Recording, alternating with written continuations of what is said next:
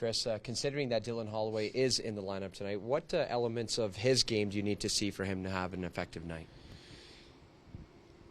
We want him to play his game. Obviously, he's playing a different position than he's played in the NHL, and went down to Bakersfield and did a really good job there and auditioned for this position. And we just want to play smart, reliable hockey. You know, with his physical and his talent, he'll be able to make plays and push the pace. You know, he will play physical and obviously give us that element. You know, we're always looking to get faster and stronger, harder to play against. I think he'll give us that element that we're always looking for. And whether it's midpoint of the season, but definitely as the season wears on, hitting the end of the regular season, definitely in the playoffs, you need more of that, and we're hoping that he can provide that. From an organizational standpoint, how do you make sure that the transition from wing to center for Dylan Holloway is as smooth as it can be, and what's kind of the communication messaging throughout the organization from Bakersfield to Edmonton? With our systems, it doesn't matter if you're a centerman or a winger. You always have the same responsibilities. Whether in the defensive zone, centerman's usually the first guy in there and has those responsibilities of playing low and defending differently than the wingers do. But with our system, that's interchangeable. The first person in the zone is usually take over those responsibilities. In certain situations with what the other team's doing, we have switches where the centerman is low at first and then he moves out there. So it doesn't matter what position you're on the roster as, it changes from shift to shift and during that shift. So we expect everyone to know those. It just happens if you are a centerman, you take more face-offs, and you're in those situations maybe a little bit more as a centerman playing low. But otherwise, it's the same. Can we expect the same lineup with Hamlin being replaced by Holloway? That is the one change. Kris, you mentioned face-offs, and a lot of people focus on the expected goals for, goals against, penalty killing numbers, but the team face-off percentage has increased considerably since you took over. Is there something that's happening that's allowing you to win more of those 50-50 draws? Because it certainly plays an important factor, specifically in penalty killing. I don't know what the result is. I don't know what the face-off percentages were. I know that Leon Draisaitl's winning a lot of face-offs lately. Last night, I think he was 14-1, and the night before that, I think he was 14-2 or something like that. So he's definitely has a big role in key face-offs, and the fact that he's pretty good at it, that'll definitely help our team stats. Another one is Derek Ryan, taking a lot of face-offs on the right side. We don't have many right-handed face-off guys that can do it, and he might be the only guy that's not a left-handed shot. So we rely on him there a little bit more.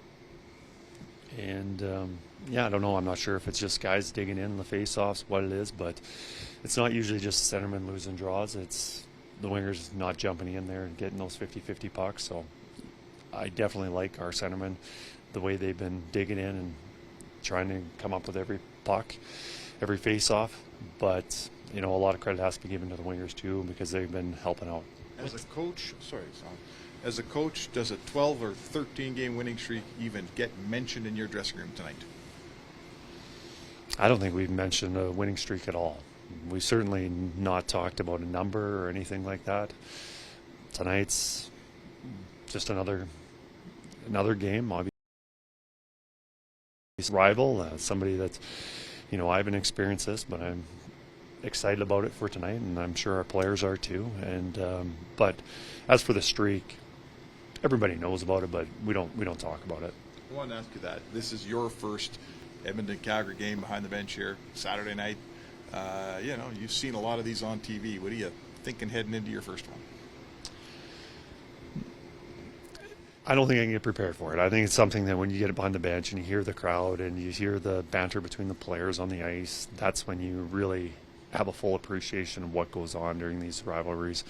But right now I'm getting our team ready, preparing it like any other game, and this is what Calgary does, and these are their strong points, and how are we going to adjust our game to what they're doing. That's my take right now, but as I said before, I'll get appreciation of what this rivalry means when before that first puck drop. Last one for me. Best rivalry in your hockey career. Biggest rivalry you've been involved